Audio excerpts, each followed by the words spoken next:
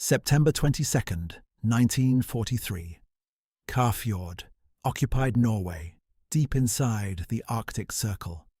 A submarine less than 51 feet long, displacing 30 tons, creeps beneath anti-torpedo netting toward the largest battleship Germany ever built. The Tirpitz displaces 42,900 tons. She carries 8 15-inch guns.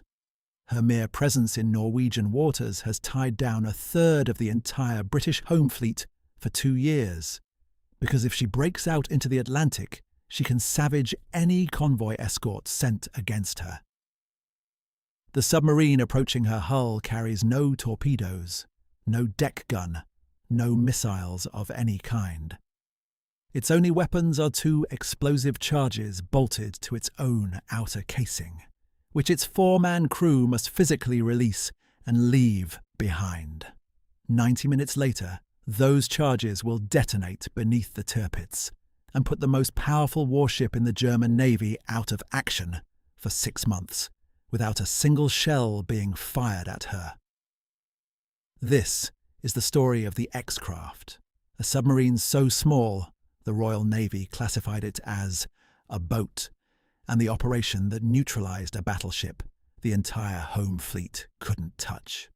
By 1943, Tirpitz had become a strategic weapon simply by existing.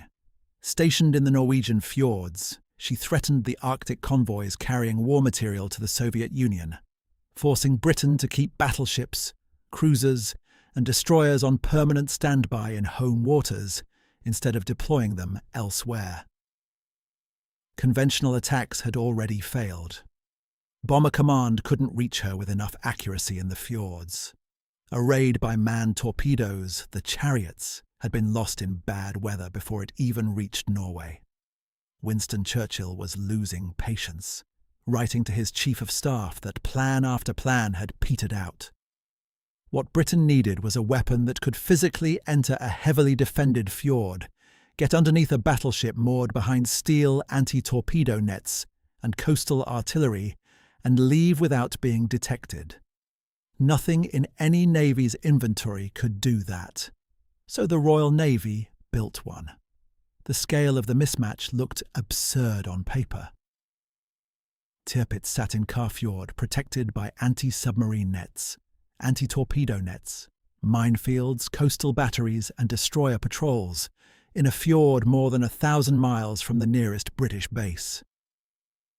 The X-Craft assigned to reach her had to be towed almost the entire distance by full-sized submarines, surfacing only briefly every 6 hours to change air. Once released, the crew had no torpedoes to stand off and fire from range. They had to physically pass underneath the enemy hull. Of the 6 X-Craft that set out, 2 were lost simply crossing the open sea when their tow lines parted. A third had to scuttle after mechanical failure.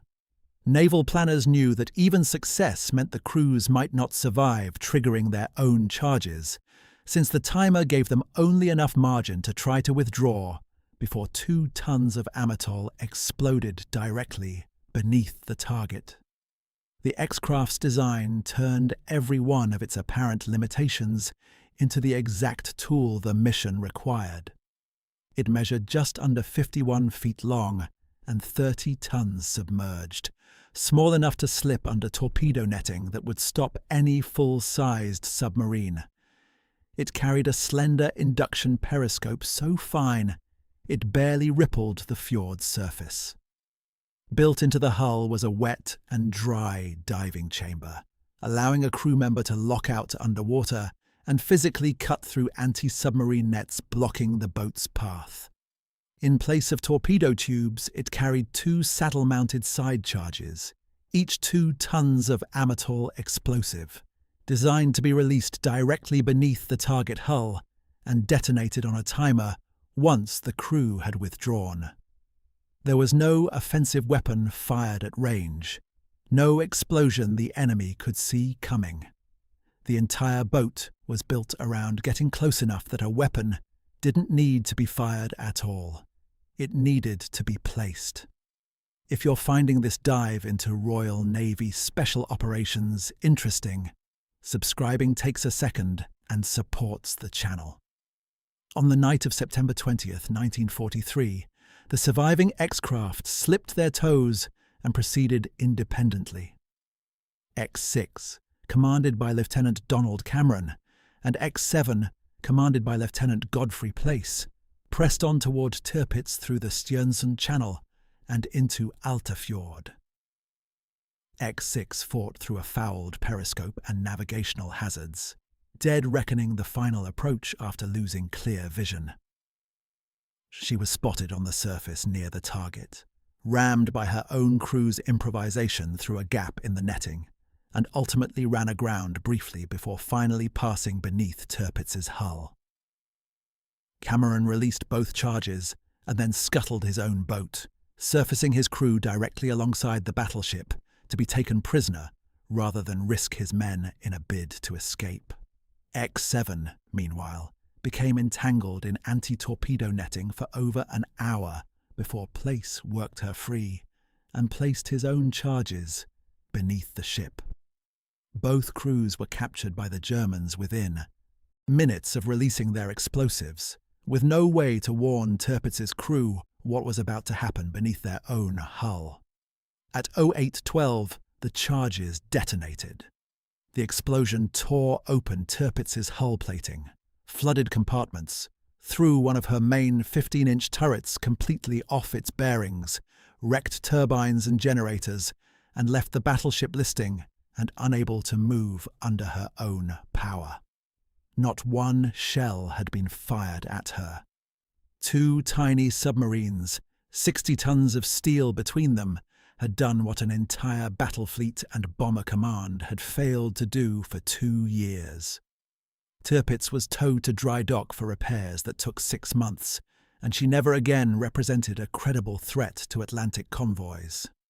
She was finally destroyed over a year later, in November 1944, by RAF tallboy bombs, while still crippled from the damage the X-craft had inflicted.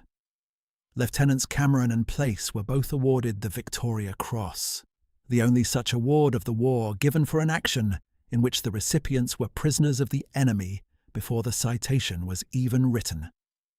The strategic consequence outlasted the operation itself. With Tirpitz confirmed, damaged and confined to dry dock, the Royal Navy was able to release capital ships from home waters for deployment elsewhere, at a moment when the war in the Pacific and the Mediterranean badly needed them. A single morning's work by 2 boats smaller than a city bus had freed up more strategic naval power than any surface engagement fought that year. The X-craft itself never fought another action of this scale, its purpose already served.